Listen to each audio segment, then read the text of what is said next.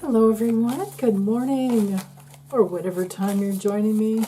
This is our reading for Saturday, March 15th, and late last night Pacific time, Mercury stationed retrograde, and now this morning at 2:47 a.m. Eastern time, 2:47 a.m. Eastern Time, Mercury stations retrograde. So I'll show you the astrology in a moment, but let's get 3 cards to help us with today. And as usual, I'm using the Radiant Rider-Waite, and I have allowed for reversals right there. Okay. Oops. Wheel of Fortune did come through reverse, but it's just for the morning, so no big whoop. No big whoop. And then we have the Lovers. Wow! We have 3 majors. Oh my goodness. If you guys had any idea, well, just let me tell you, I shuffle really, really well before I even, start the camera. So I'm pretty much just putting the finishing touches on it when you watch me shuffle. But anyway, our theme for the day with the Lovers is all about decisions. It's one of those cards that helps us to really get into alignment with what matters most to us in our relationships. So when it's straight up, it is all about love and union and relationships with those like-minded souls and spirits. But it's all about choice. And it is ruled by Mercury, although this Mercury retrogradation period is in Aries now, and it'll go back to Pisces, I think, all the way back to 26 degrees of Pisces. So we pretty much could just go with the mercurial rulership of this card. So all day long, it's about deciding, who you want to spend your time with, connect with, talk to, all of that. And for those who don't have any choice about who they talk to because it's a work situation, even though, it's Saturday, but a lot of people work on the weekends, the card is our admonition to keep our hearts open and connect with our guides, our guardian angels. This is Raphael, I believe. Is it Raphael or Gabriel? It might be Gabriel. I think it's Gabriel. Yeah. Definitely. Yeah. So, and I love the dark purple. It's to remind us that everyone has a divine spark inside, and we all come from that high realm. And with the biggest sun I've ever seen up here. So this archangel is literally blessing the couple. But I always find it funny in this card, she's looking up at the angel, he's looking at her. And they're both really naked. I have to paint things, I had to draw things onto my cards on, I think, 10 of the majors because YouTube doesn't allow any genitals. So anyway, it's interesting,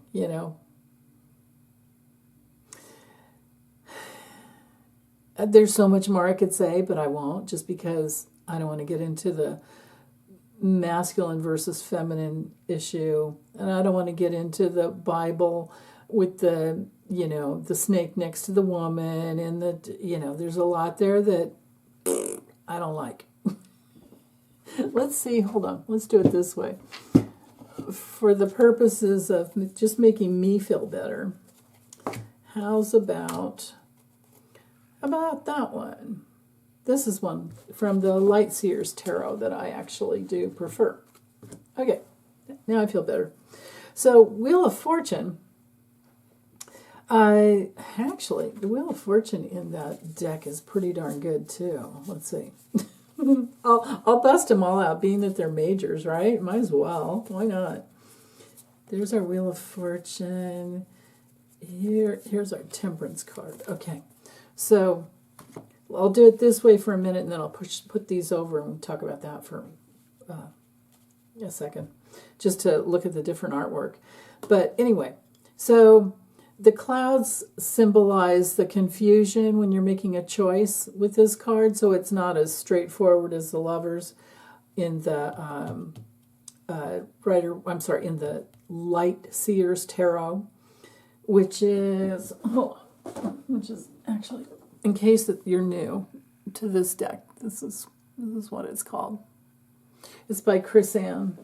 It's a really thick deck. It's not easy to shuffle, but the artwork is really, well, it's much more simple if you're learning, but I don't know, you're going to be missing symbols. Like, for instance, there are no clouds in the Lover's card here. They left out the Bible BS, and that's fine with me, because I don't believe that women were created out of Adam's rib, and I don't believe that we're supposed to believe that women bear the brunt of the guilt and the burden in the Garden of Eden and all that. There's just so much in the Bible I don't believe. I just always went for what Jesus wrote or said. Because the first Bible was never even created until at least 70 years after the crucifixion. So whoever wrote it the first time, first of all, it was in Aramaic. Second of all, it was, the dude must have been 100 years old or more, if that is even possible, because they didn't live that long in those days. But according to the Bible, yeah, they lived 600 years. Yeah, sure. Yeah, okay. And everything was created in 7 days. But they don't define how long a day lasts. So many things I have. But if you read the Bible and you love the Bible, just don't listen to me, okay? Go for what makes you feel good. But you might want to question, if you study theology, you'll probably come away from it going, who took these beautiful teachings and turned them into something to control women? And that is my only issue that I just So, okay. In the morning, when we have the Wheel of Fortune coming through reversed, we might be feeling like just a little out of control, or maybe we've had a rough night with hot flashes, because it can sometimes be a hormonal thing. Other times with the Wheel of Fortune, when it comes from the reverse position, it can just be things that are making us, we haven't had the change that we wanted. Because upright, we're making changes. It's expansion, ruled by Jupiter, of course, expansion and healing. But reverse is a little stagnant. So give yourself some time, especially if it has to do with relationship. And then temperance is definitely all about finding what you can say yes to. All right? And if you're opening up to manifesting, which we all are, I believe, what happens is if you have a yes current coming here, and then you have another yes current over here, these two forces go back and forth, and they actually create that third entity. That's why we have the little red triangle. It's literally, if you want to call it the Holy Trinity or whatever you want to call it. And this is, very protective Archangel Michael. It's so interesting. There aren't many angel cards in the deck, but we do have 2 of them. So there's so much here with the symbology and the temperance card, and rather than go into every single one with all these cards, it's too much for one time, for one day. But I do recommend Liz Dean's book called The Ultimate Guide to Tarot. And I also recommend any books written by Ruth Ann and Walt Amberstone. They're excellent teachers. They go deeply into the symbology, even more than The Ultimate Guide to Tarot. So, but that book is just visually stunning and so easy to, because the card's right there and then the print's here, and you can go back and forth and go, oh, yeah, look at that. But it's not as complete as hold on, here, here's Unlocking the Secret Language of Tarot, 22 keys. But it goes through, so it goes through all the different, like, the pillars and the, but it's in black and white. It's not in color. But it really, like, here we have paths, mountains, and crosses. We have pillars, we have stars, we have all different, all the different, oh, I should have just left it, that one that flipped over. Blindfolds is a good chapter. It goes deeply into the Justice card and the Two of Swords and the Eight of Swords. So, okay. So in summary, for today, I would say it's all about, like I was saying, making decisions to talk to who you want to talk to in order to help you manifest what you're really wanting. If you're not finding a yes on both sides, and this could be like two people in a relationship, if they're both not totally open, then that third relationship, which is the actual love, the alignment of love, the unity of love, there's an obstacle, there's a block. So usually, the entity, whenever we're in a love relationship or a partnership of any type, we have joined and we've got this third force, which is literally the relationship.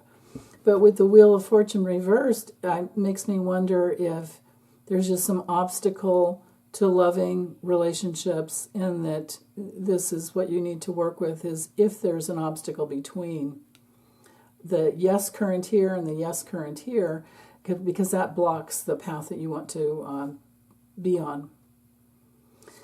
So, and relationships are mirrors. So whenever you're not met in relationship, it's always an opportunity to go inside and figure out where your needs aren't being met, learn how to meet those needs on your own, and then you can open up to someone that's, healthier and is also wants relationship with you. So, yeah. Okay, now with the Light Seers Tarot, well, here's the Wheel of Fortune, here's the Lovers, and here's Temperance. So this one, the artwork is really cool in the sense that, it's a little challenging. You have to take a risk. She has the fuzzy little, what do you call those, dice? The fuzzy little die, I should say, around her neck, which is, you got to take a risk. You got to risk it to get the biscuit, right?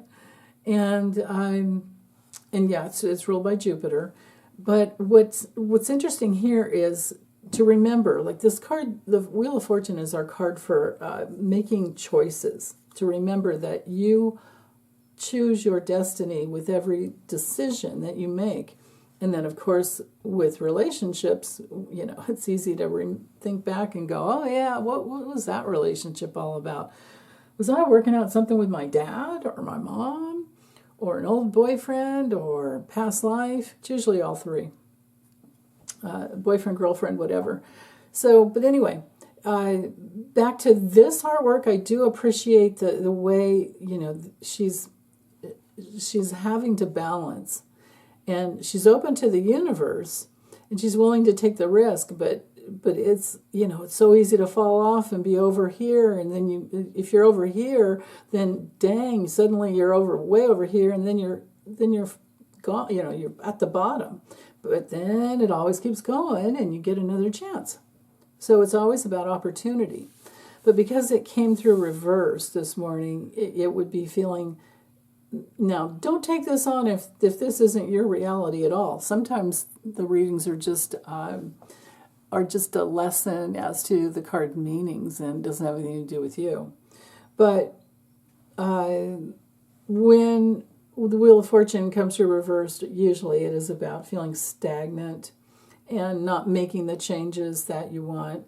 So when Mercury's retrograde, that's the perfect time to hold back and decide what you really want. And especially when it comes to relationship, and especially when it comes to feeling connected. I mean, the Lover's card has to do with joining, the opportunity to join in relationship. But then Temperance comes along and is like, okay, do you feel like it, because here we are with like the light and the dark, the yes and the no, it's still the going back and forth. I mean, at least with this one, the angel is there. We'll see what's missing with this one, even though I absolutely love the artwork, is these 4 angels are missing. Even though they're connected to, well, this is a human angel, and then we've got the angelic, animal kingdom coming through with the others, as well as the Sphinx up on top. And then this guy down here that's always, is it a jackal or something like that? I forget, but always tempting us to fall off. Anyway, let's look at the astrology.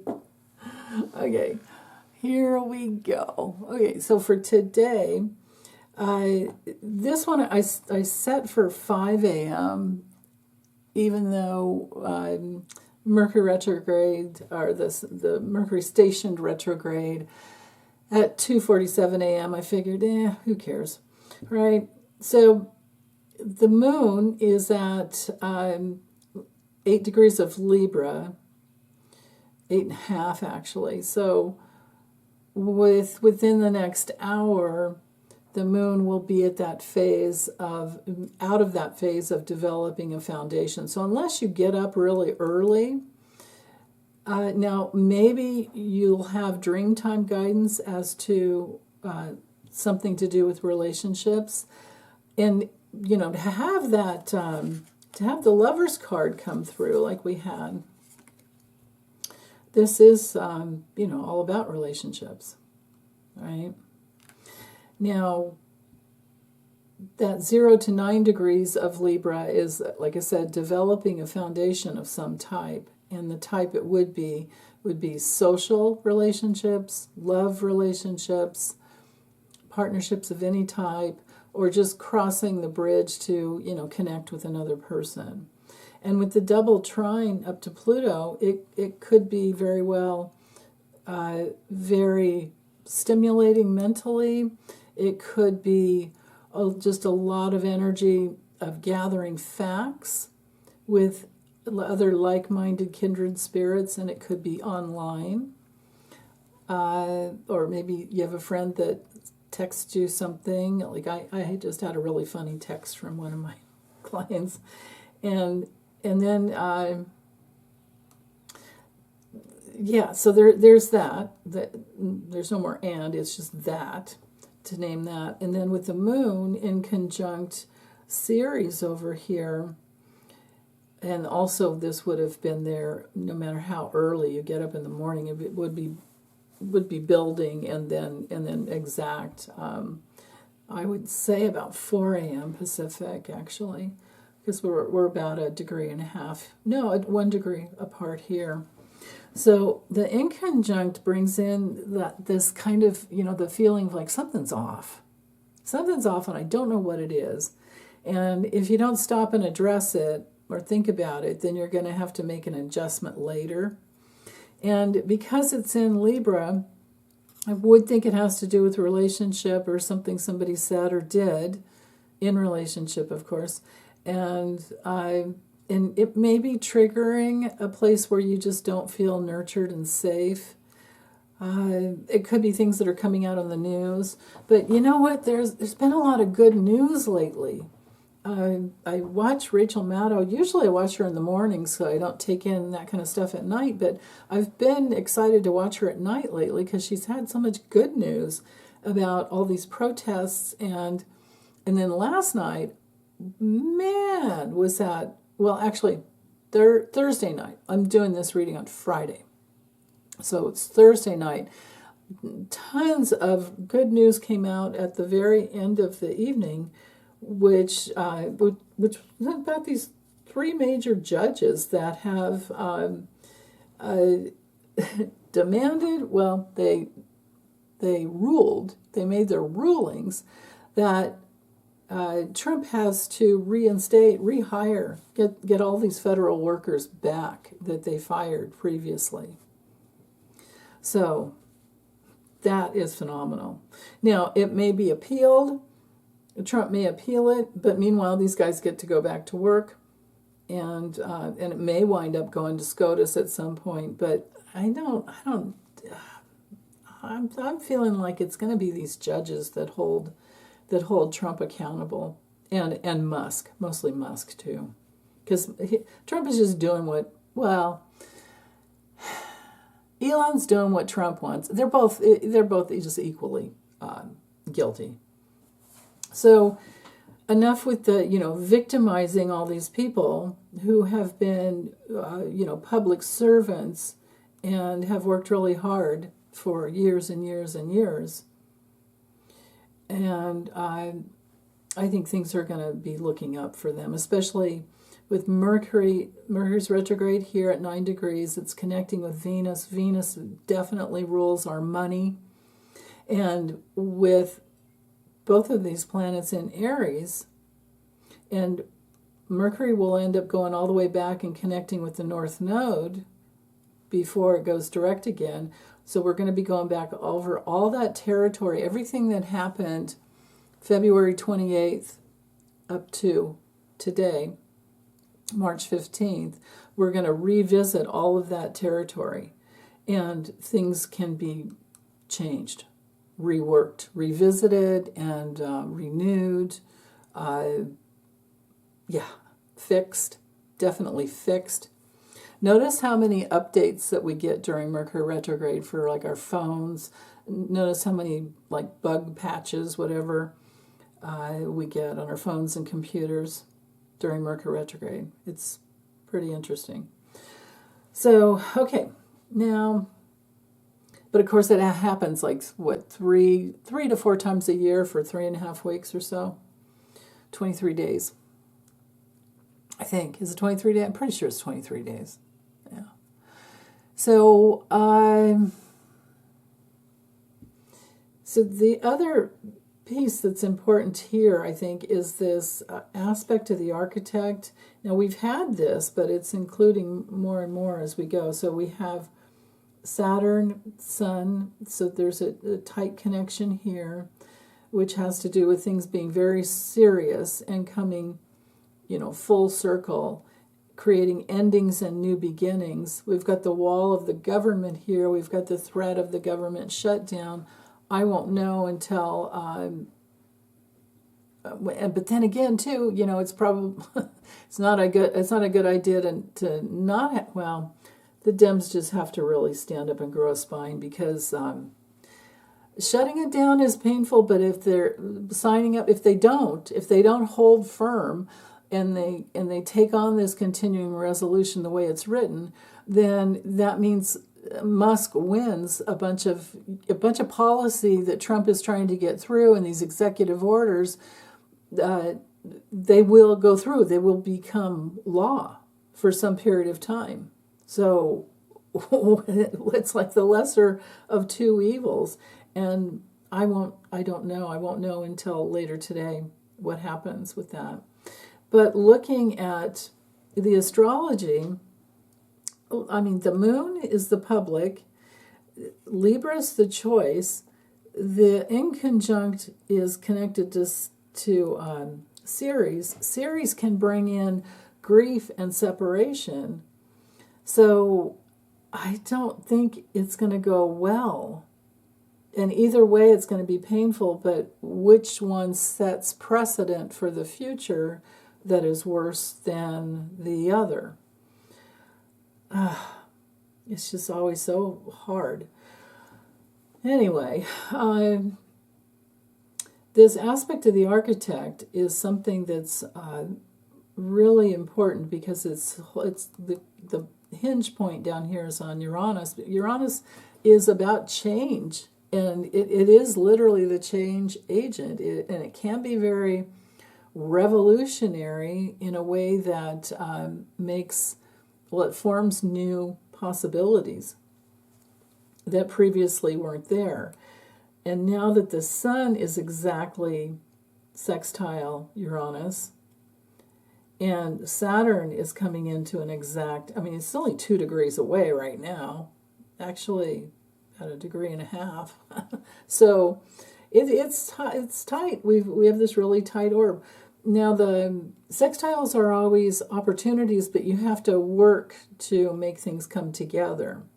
There's a lot of information coming here with the South Node at this later degree of Virgo. These are facts.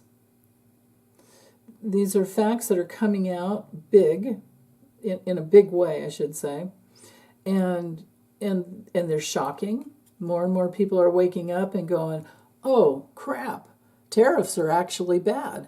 I didn't know," because somebody has just been lying. And here's Trump with the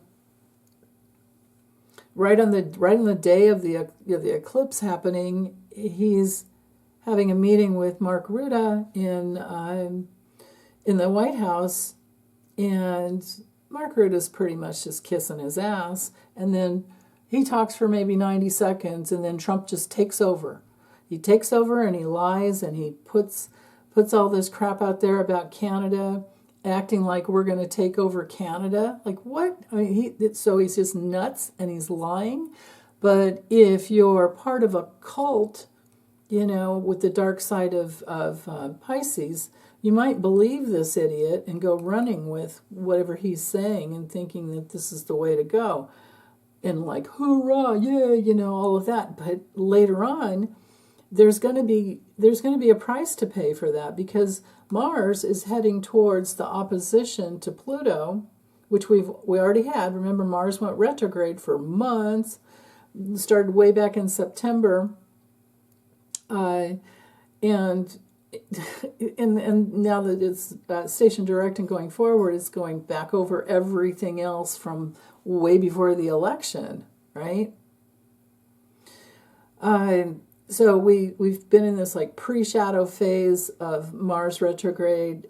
It was literally 17 degrees of Cancer, and that was on October 5th.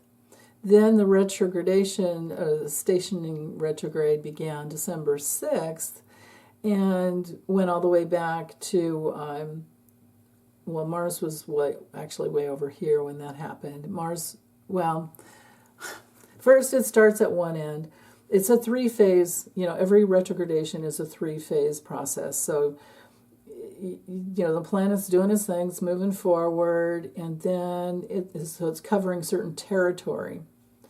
And the territory for the prior, for these phases, the territory had to do with Cancer and Leo. So we're talking Cancer, family, home, safety, security. Leo, courage, expression, self-expression, freedom to be who you truly are. And then, because this all happened right before the election, and then we had the election, and then the retrogradation actually started and went back towards Cancer, made it into Cancer January 6th. Now it's moving. It did its forward back, and now it's doing its forward again. So now when Mars gets to 6 degrees of Leo on May 2nd, then we'll be out of the retro shade. But meanwhile, it's going to hook up with that, because we had this already. We had Mars opposing Pluto already. Mars is action, it's motivation, it's fight. It rules the military. It rules anything that we really want, and if we're going for it, we might have to fight for it. If we're wanting to create something, we're going to have to just keep working it. Mars rules independence, it rules conflicts, it rules men. And so, here's his battle. And then Elon Musk, I don't remember the degrees, but he has Sun conjunct Mercury. And no, it's not conjunct. They're in the same sign. They're both in Cancer. So, there's that. Okay, so Is there anything more to say about that? Well, with Mars and the double trine over to the Sun and Saturn, it is like Mars and Cancer really want safety and security, but there's this wall over here of a cult, of a government cult. This is the GOP, and here's the proof that trines and sextiles are not always harmonious, and that oppositions are sometimes good because they lead to breakthroughs. So with the moon opposing Mercury and Venus, we're going to be talking a lot about what's going on and what we really want, who's with us, right? Who's with us? Are we working together to get to the same place? And that's the major question there. And we'll have decisions that are made and breakthroughs, and also decisions over here between Mars and Chiron. You know, are they valuing our independence, or are they just trying to get what they want and hold on to it and be very selfish and controlling? The dark side of Cancer. And it can be the dark side of Aries as well. And Libra can be very codependent on the dark side. You know, I'll just do what you say, okay? Don't leave me. Like that kind of thing.